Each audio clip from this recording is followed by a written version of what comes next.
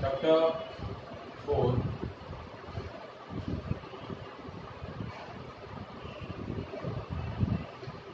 So, जिस according हमने last session के अंदर सर्कुलर मोशन के टाइप्स डिस्कस किए, यूनिफॉर्म और non uniform circular motion,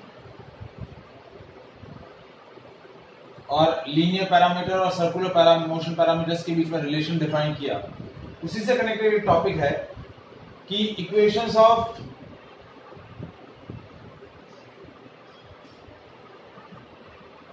motion,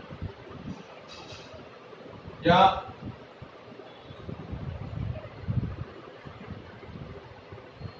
हम बोल सकते हैं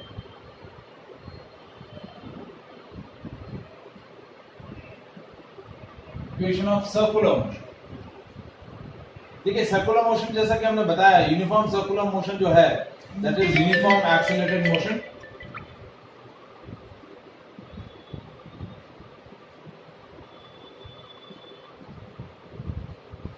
that is uniform accelerated motion. तो उसकी जो इक्वेशंस होती हैं यूनिफॉर्म सर्कुलर मोशन के अंदर, जो है एक्सेलरेशन जो है towards the centre of circle exist करता है। That acceleration we know that is centripetal acceleration.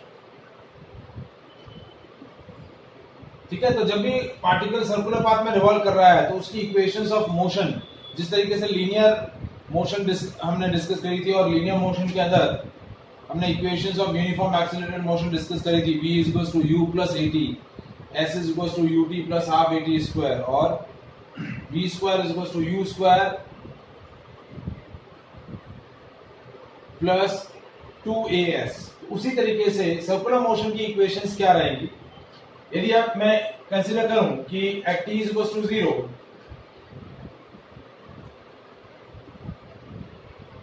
Particle की इनिशियल एंगुलर वेलोसिटी है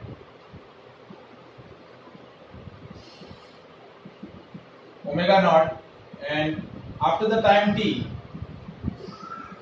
यदि फाइनल एंगुलर वेलोसिटी है omega, and angular acceleration that is alpha, and one more parameter is angular displacement, that is theta. तो first equation of motion क्या रहेगी?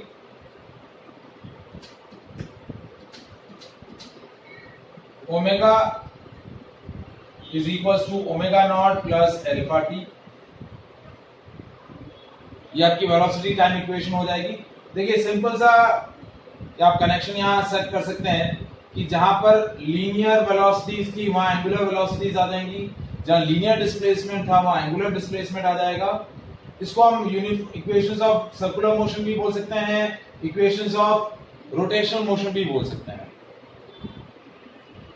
ठीक है, फिर सेकेंड आएगा थीटा, क्योंकि लीनियर डिस्प्लेसमेंट एस होता है, एंगुलर डिस्प्लेसमेंट हम थीटा से रिप्रेजेंट करते हैं। तो theta is equals to omega naught T plus half alpha T square, and third omega square is equals to omega naught square plus 2 alpha theta. ये आपकी velocity time equation हो जाएगी, ये डिस्प्लेसमेंट टाइम इक्वेशन हो जाएगी, और ये velocity displacement equation हो जाएगी। So these are the equations of circular motion. ठीक है, हम इसको बोल सकते हैं kinematics equation of circular motion.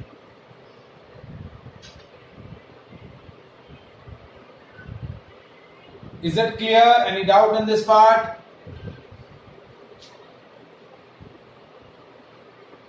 No, sir.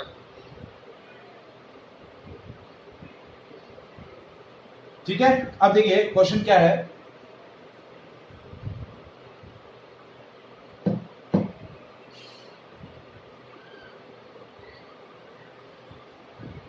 The acceleration of a particle moving in a circular path of radius 5 centimeter is 2 meter per second square if its angular velocity increases from 10 radian per second to 20 radian per second during some time, find the time duration and also find the number of revolution completed during this time. आपको क्या calculate करना है? एक तो time duration calculate करना है और दूसरा क्या कैलकुलेट करना है कि number of revolution completed during this time, कि इस ड्यूरेशन में उसने कितने रिवॉल्यूशन कंप्लीट किए हैं वो आपको कैलकुलेट करना है।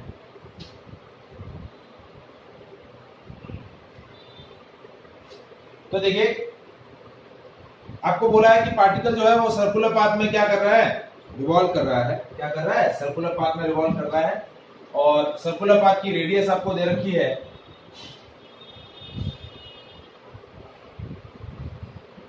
5 सेंटीमीटर और जो एक्सेलरेशन है वो कितना दे रखा है? 2 मीटर पर सेकंड स्क्वायर। ये जो एक्सेलरेशन रहेगा वो टेंजेंशियल एक्सेलरेशन रहेगा। आर आपको दे रखा है 5 सेंटीमीटर यानी 0.05।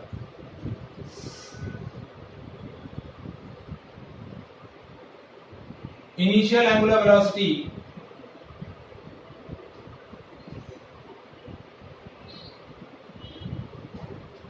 आपको दे रखी है 10 रेडियन पर सेकेंड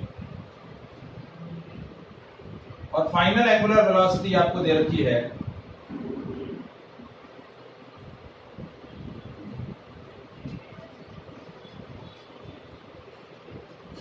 20 रेडियन पर सेकेंड। कितना दे रखा है? 20 रेडियन पर सेकेंड। तो आपको पूछा है कि ये कितने ये जो एंगुलर वेलोसिटी में जो इंक्रीमेंट हुआ है वो कितने टाइम पीरियड में हुआ है और इस पीरियड में नंबर ऑफ रिवॉल्यूशन कितने हैं वो आपको बताना है। तो कैसे कैलकुलेट करेंगे? देखिए आपको सिंपल एक्सेलरेशन दे रखा है, लीनियर एक्सेलरेशन, और आपको क्या दे रखी है? रेडियस दे रखी है। तो पहले हम कैलकुलेट करेंगे एंगुलर एक्सेलरेशन अल्फा। तो एंगुलर एक्सेलरेशन कितना होगा?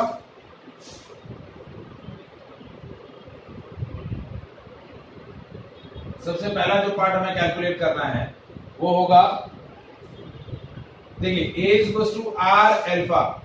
तो अल्फा की value a by R, a की वैल्यू है 2 और r की वैल्यू है 0.05। ठीक है, ये हो गया 20, हो गया 40 रेडियन पर सेकेंड स्क्वायर। कितना हो गया? 40 रेडियन पर second square.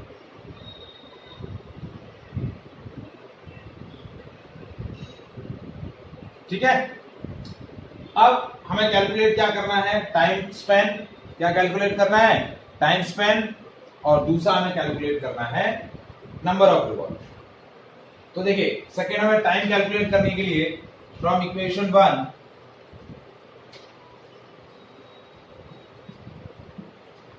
Omega is equal to omega naught plus alpha T. Omega की वैल्यू है 20, ओमेगा नॉट की वैल्यू है 10 प्लस 40 इंटू टी। ये 10 इस तरफ आ गया, 20 minus 10 is equal to 40t। तो 10 इज इक्वल टू 40t।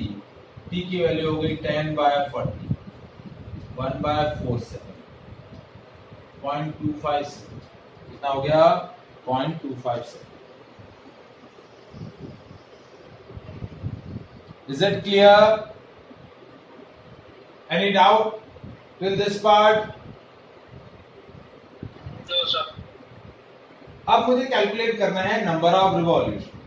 अब जब देखिए जब पार्टिकल यहां से शुरू हो रहा है, सपोज यहां से शुरू हुआ और जब वो एक पूरा रिवॉल्यूशन कर रहा है सर्कुलर पाथ में, ठीक है, ये पूरा सर्कुलर पाथ उसने जब ट्रेवल्स किया तो उसने कितना एंगुलर डिस्प्लेसमेंट ट्रेवल किया? 2 पाई रेडियन। कितना? 2 पाई रेडियन। तो नंबर ऑफ रिवॉल्यूशन कैलकुलेट करने के लिए पहले आपको क्या पता करना पड़ेगा कि इस टाइम स्पैन के अंदर उसने कितना एंगुलर डिस्प्लेसमेंट ट्रेवर्स किया है। एक बार एंगुलर डिस्प्लेसमेंट ट्रेवर्स पता चल जाएगा तो फिर हमें पता चल जाएगा नंबर ऑफ रिवॉल्यूशन। तो देखिए सबसे पहले हम कैलकुलेट करते हैं total angular displacement of particle, तो वो हो गया थीटा, और थीटा की value omega naught T plus half alpha T square. या तो ये इक्वेशन यूज कर सकते हो या फिर थर्ड इक्वेशन चाहे तो वो भी आप यूज कर सकते थे।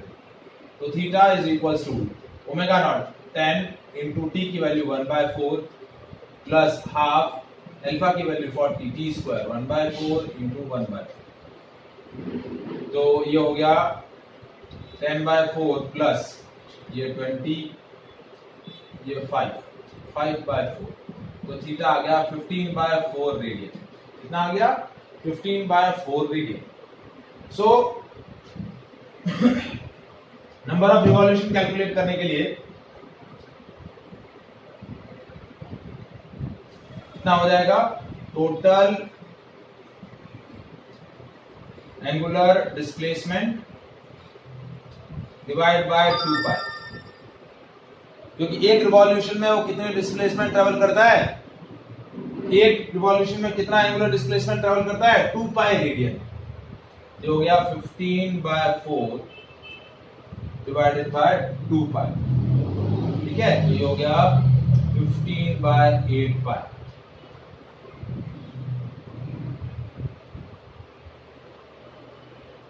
तो एक से भी क्या होगा?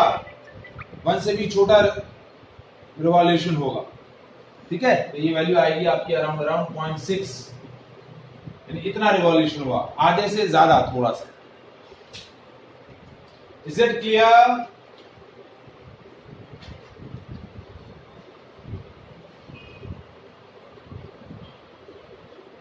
Any doubt to anyone?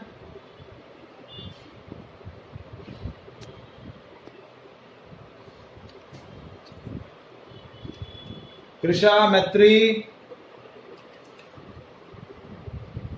Sir अभी तक तो नहीं है।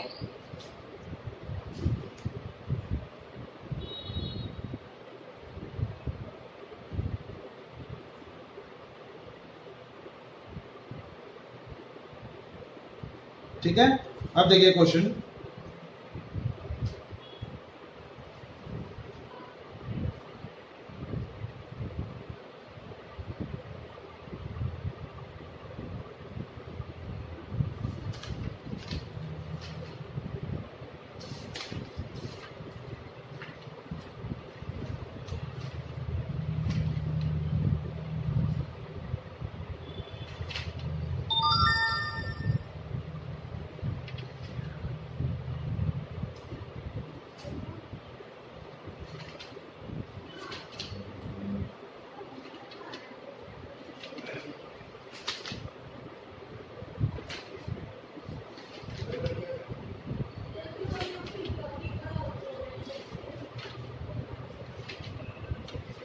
क्वेश्चन देखिए,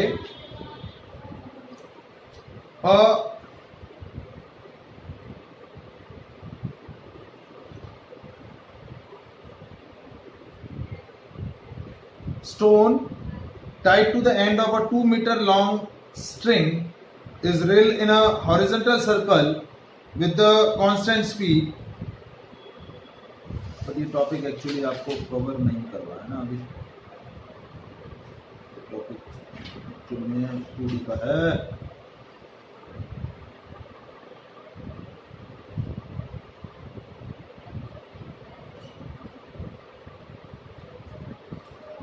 चलिए next question. A particle moves on a circle of a radius r with a centripetal acceleration as a function of time as ac is equals to k square r t square, where k is a positive constant, r is the radius, t is the time. Find the speed of particle, find the tangential acceleration of the particle, find the resultant acceleration of the particle and the angle made by the resultant with the tangential direction. ठीक है, तो आपका क्या बताया है कि particle circular path में revolve कर रहा है। सर्कुलर पाथ की रेडियस आपको r दे रखी है, ठीक है, और सेंटीमीटर एक्सेलरेशन है k square r t square, ये सेंटीमीटर एक्सेलरेशन।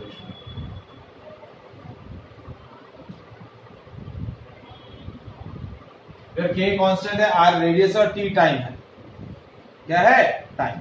तो आपको क्या पूछा है? What will be the speed of particle. पहले पूछा है स्पीड ऑफ पार्टिकल, यानी आपको v पूछा है। Second, tangential acceleration.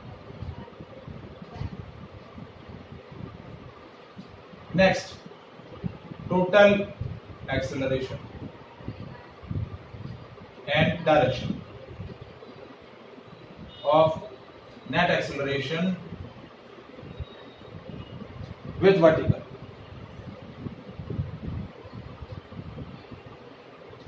ये 4 पॉइंट आपको पूछे। अब देखिए, लास्ट सेशन के अंदर मैंने डिस्कस किया था कि सेंटीमीटर एक्सेलरेशन होता है v²/r। ठीक है, तो सेंटीमीटर एक्सेलरेशन है k² r t² = v²/r।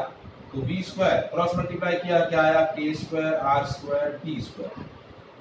तो v क्या हो जाएगा? v is square root of k² r² t²। v हो गया k r t, और यही आपकी क्या हो जाएगी? स्पीड हो जाएगी। क्या हो जाएगी? स्पीड।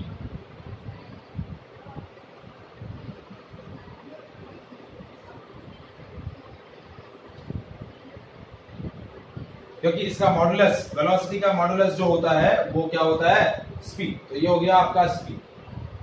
अब सेकंड पार्ट आता है टेंजेंशियल एक्सेलरेशन।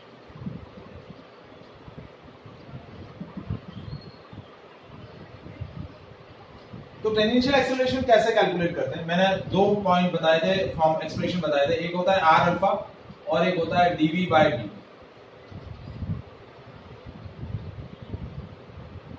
तो देखिए, v आपको दे रखा है, v की वैल्यू है k r t। तो टेंजेंशियल एक्सेलरेशन हो जाएगा d/dt of k r t। तो टेंजेंशियल एक्सेलरेशन हो गया, k और r कांस्टेंट है, बाहर आ जाएंगे, d/dt ऑफ t वो होता है 1। तो टेंजेंशियल एक्सेलरेशन हो गया k × r। ये आपका आ गया टेंजेंशियल एक्सेलरेशन। फिर आता है टोटल एक्सेलरेशन। टोटल एक्सेलरेशन होगा √ac² + at² और उसका स्क्वायर रूट। तो ac की वैल्यू आपको दे रखी है, ac की वैल्यू है k² r t², जो हो गया k² r t² का होल स्क्वायर प्लस kr का होल स्क्वायर। ठीक है, तो ये हमने कैलकुलेट किया, स्क्वायर किया दोनों का, k⁴ r² t⁴ plus k² r²। ठीक है, तो हमने स्क्वायर रूट में से k² r² कॉमन ले लिया। तो जब इस वाले एक्सप्रेशन में k² r² कॉमन ले लेंगे तो क्या बचेगा? k² t4। क्या बचेगा? k² t4 + 1। अब देखिए, ये है k² r², स्क्वायर रूट से बाहर आएगा तो ये हो जाएगा kr, और ये हो जाएगा √k² t4 + 1। ये आपका नेट एक्सेलरेशन आ गया। अब देखिए, ये आपका सेंट्रीपिटल एक्सेलरेशन है, ये टेंजेंशियल एक्सेलरेशन है, और ये आपका नेट एक्सेलरेशन। ये थीटा,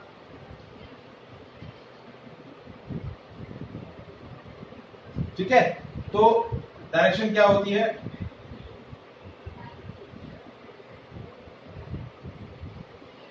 AC/AT, ये होता है डायरेक्शन, नेट एक्सेलरेशन का वर्टिकल के साथ डायरेक्शन। ये AC है और ये AT टेंजेंशियल। तो AC की वैल्यू है k² r t² / kr। तो ये k से k कैंसिल, r से ये r कैंसिल, tan थीटा क्या हो जाएगा? kt²। Is it clear? Yes sir.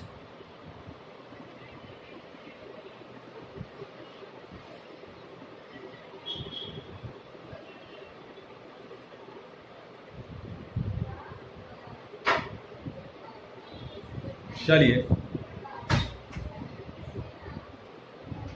Sir